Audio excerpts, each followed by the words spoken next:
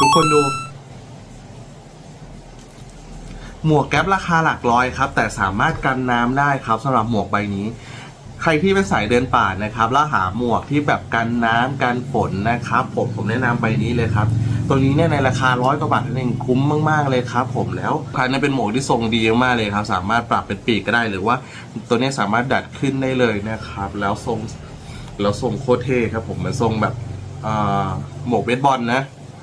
แล้วตัวนี้สามารถปรับได้หลายระดับนะครับไม่ว่าจะตามขนาดศีรษะเล็กหรือใหญ่นะครับตัวนี้สามารถปรับแล้วดึงออกได้เลยนะครับใส่กันเท่ๆเลยในราคาหลักร้อยใครอยากได้หมวกนะครับเดินป่าเดินเขาเท่ๆแบบนี้นะครับผมหรือใส่ในชีวิตประจำวันนะครับผมตัวนี้ราคาดีมากเลยราคาหลักร้อยนั่นเองพิกัดในตะกร้าเลยครับผม